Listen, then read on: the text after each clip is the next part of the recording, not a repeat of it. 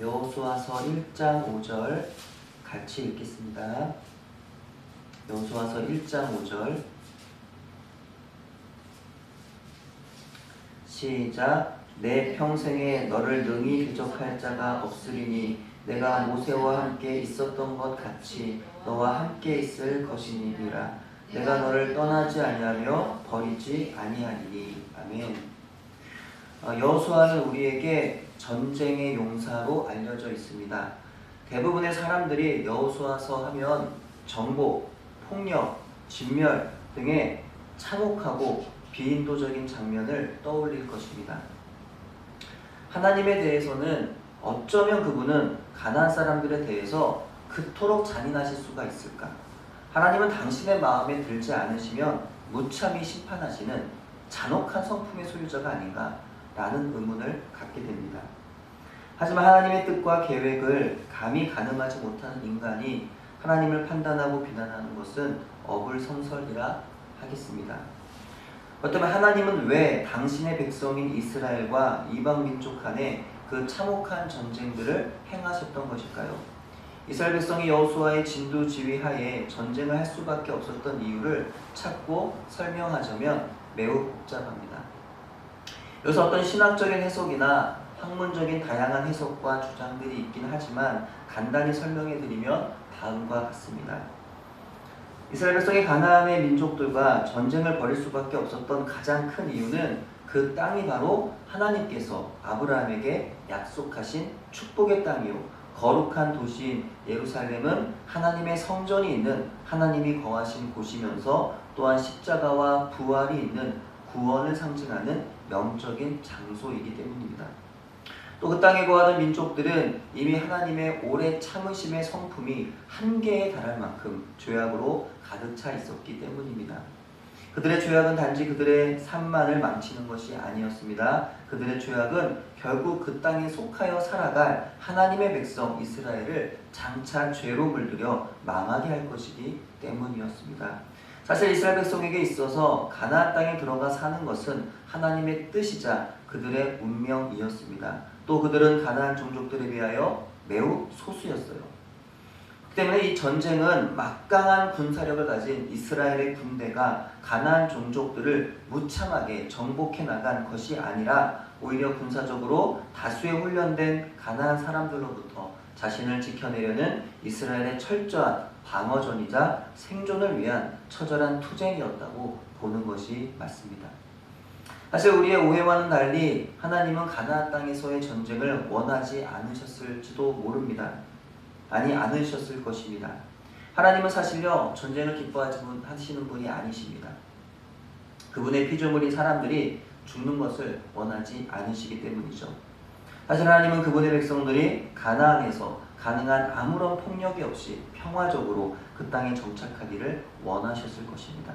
하지만 이스라엘 백성은 대적해오는 그 적들로 인하여서 현실적으로는 전쟁을 피할 수가 없었던 것입니다. 이와 같이 중차대한 전쟁을 치러야 하는 상황에서 이스라엘의 위대한 지도자 모세가 죽었습니다. 또 그의 뒤를 이어 그의 시종으로서 이미 정치 군사적인 지도력을 상당히 행사해 오던 여호수아가 이스라엘의 지도자가 됩니다. 이때 하나님께서 여호수아에게 찾아오셔서 그와 그의 백성에게 주신 말씀이 바로 여호수아서 1장의 말씀입니다. 사람이 자기보다 여러모로 훌륭한 모습을 갖춘 사람과 비교하다 보면 자신이 한없이 부족하다는 느낌을 받곤 합니다. 만약 나보다 못한 사람들과 어울리다 보면은 자기가 높아지고 뽐낼 수 있을 거예요. 하지만 나로서는 아무리 노력하여도 근처에도 가지 못할 거라 여겨질 정도로 인격이나 성품이나 실력면에서 남다른 사람과 교제하다 보면은 의기소침해질 때가 많고 겸손이 지나쳐 나는 정말 그와 비교하면 너무 내세울 게 하나 없는 사람이구나 라고 여겨지기도 할 것입니다. 바로 여호수아가 그러했을 것이다 라는 거죠. 모세 앞에만 서면 여호수아는요 작아졌어요. 나는 왜 이렇게 힘이 없을까? 나는 왜 이렇게 믿음이 연약할까? 항상 여호수아 앞에 서면 작아지는 것이 그 여호수아의 어떤 신학이나 어떤 삶의 모습이었다는 거죠. 자신의 부족함이 너무 크게 다가왔고 때때로 자주 의기소침해졌을 것입니다. 그리고 이제 모세의 뒤를 이을 생각을 하니 여러 가지로 마음이 복잡했겠죠. 바로 그때 하나님께서 여호수아에게 말씀하신 겁니다. 내가 너를 떠나지 않으리라. 내가 너를 버리지 않을 것이다. 두려워 말아라. 내가 너를 강하게 붙들어 줄 것이다. 하나님께서 우리 연약함을 붙들어 주신다면 우리 연약함은 강함으로 바뀔 겁니다. 하나님께서 우리의 어리석음을 붙들어 주신다면 우리의 어리석음이 지혜로 바뀔 것입니다. 하나님께서 우리의 소심함을 붙들어 주시면 우리의 소심함은 용기로 바뀔 겁니다. 사람이 하나님의 임재를 깨닫고 자신에게 임한 하나님의 능력으로 말미암아 자신의 연약함까지 기뻐한다면 그 연약함은 더 이상 문제될 것이 없습니다. 하나님께서 떠나지 않으시고 버리지 않으실 것이기 때문입니다. 여호수아는 광야 생활을 마치고 이제 하늘로부터의 만나의 공급도 끊긴 상태에서 적지에서 백성들과 야영을 하며 지나했습니다. 수많은 군사들과 백성들에게 양식을 공급하는 문제는요, 보통 일이 아니었을 거예요.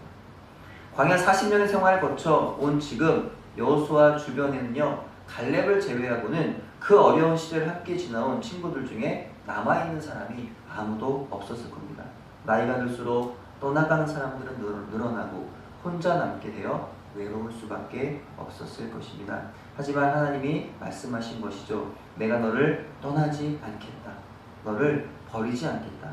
내가 대적들의 옷장을 열어서 너를 입힐 것이고 그들의 창고를 열어 먹일 것이다. 세상의 친구들은 다 떠났을지라도 하늘의 친구인 나는 너가 사는 동안 언제나 함께할 것이란다. 하나님 말씀을 읽는 우리의 문제는요, 대부분 이 말씀이 나에게 적용되는 말씀은 아닐 거라고 생각하고는 하더라는 것입니다. 여호수아 본인은 스스로를 모세보다 못하다 느껴서 의기소침해졌다고 한다면 우리야말로 여호수아보다 못한 나의 모습에 의기소침해지기 때문이죠. 따라서 당시 말씀은 여호수아에게 주신 말씀이지 나에게 해당하지는 않는다고 생각하곤 하더라는 겁니다.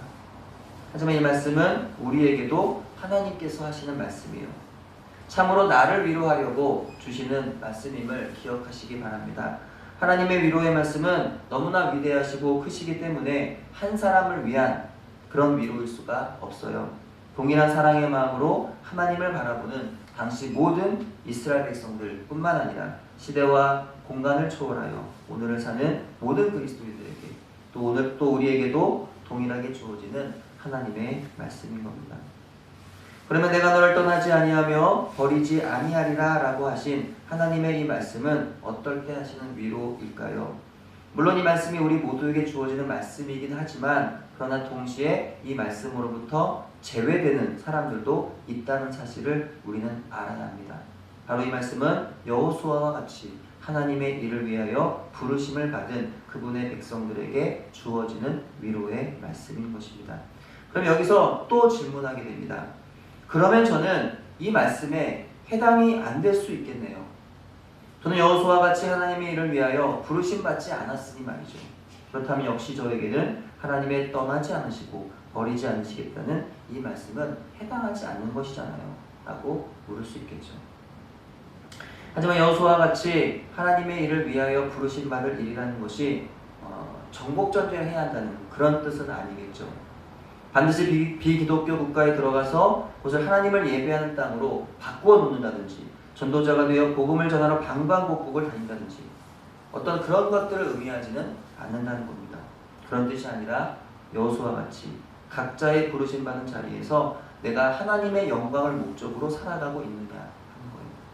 하나님의 올바른 진리의 말씀을 붙잡고 그 말씀에 순종하고자 믿음의 싸움을 날마다 싸우며 살아가고 있느냐 하는 겁니다.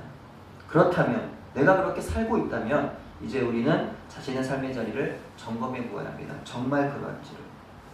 나 자신의 이익과 유익을 위해 살고 있지 않은지, 더러운 탐욕에 부르심 따라 살고 있지 않은지, 정말 내가 생각하고 말하고 행하는 일들 가운데 하나님의 마음과 뜻에 있어 어긋나는 것이 없는지, 참으로 내 인생의 목적이 하나님의 영광인 것인지, 참으로 매 순간 믿음의 싸움을 내가 싸우며 살고 있는지 자신을 점검해 보아야 합니다. 또 한 가지 점검해 보아야 할 사항은 하나님의 떠나지 않으시고 버리지 않으시겠다는 이 약속이 나에게 해당하는 것이 되도록 하려면 내 삶의 모든 생각과 계획과 행동에 있어서 하나님을 포함시켜야 하는 겁니다. 많은 분들이 자칭 나는 그리스도인이다, 나는 기독교인이다 라고 말합니다. 하지만 자기 삶의 영역에서 별로 하나님을 포함시키지 않아요. 그리스도를 생각하지 않고 그냥 자기 생각대로 살아갑니다. 그렇게 중요한 결정의 순간에 전혀 하나님을 나의 결정에 포함시키지 않아요. 무엇이 나에게 더 이익을 주느냐, 오직 그것이 결정의 기준일 때가 아주 많습니다.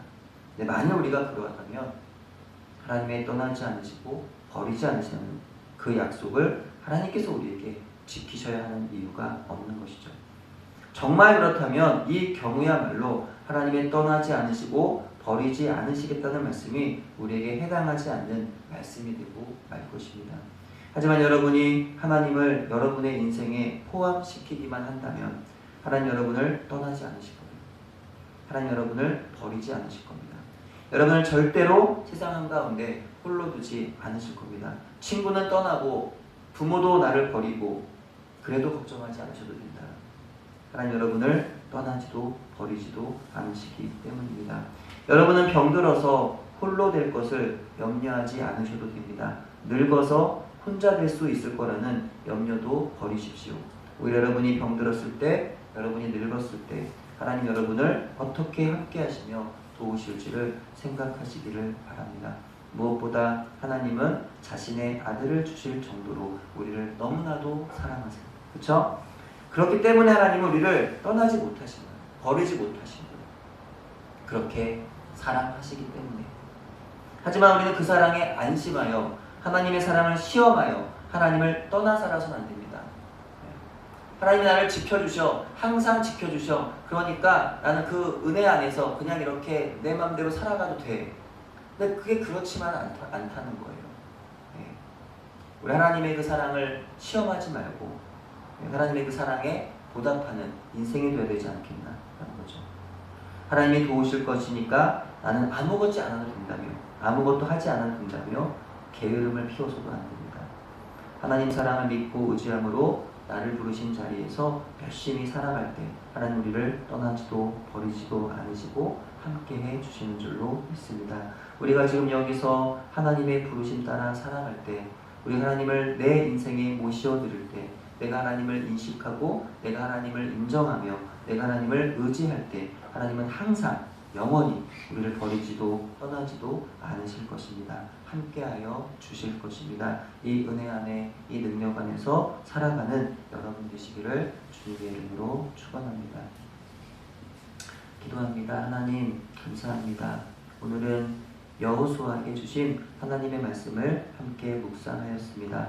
하나님, 때때로 우리는 성경 말씀을 읽다가 하나님의 그 구원의 말씀, 은혜의 말씀, 또 위로의 말씀이 나에겐 해당하지 않는 것 같아서 말씀을 읽어도 위로가 되지 않고, 말씀을 읽어도 그것이 평안이 되지 아니하고, 말씀을 읽어도 구원의 감격이 없는 아버지 그런 인생일 때가 종종 있음을 기억합니다. 하나님, 그러나 하나님의 말씀은 그때 그 순간 그 인물에게만 주어짐이 아니라 시대와 공간을 초월하여 지금도 나에게 주어진 말씀임을 기억하고 그 말씀을 붙잡고 살아가는 우리 모두가 되도록 축복하여 주시옵소서. 우리의 삶의 현장 가운데 늘 하나님을 포함시키게 해주시고 하나님을 인정하고 인식하면서 하나님의 부르심을 기억하며 살아갈 때 하나님 나와 함께 하시고 나를 떠나지도 버리지도 않으시는 줄로 믿습니다. 그 믿음 가지고 오늘도 하나님을 바라보며 의지하며 믿음의 싸움을 잘 싸워나가는 우리 모두가 되도록 축복해 주시옵소서.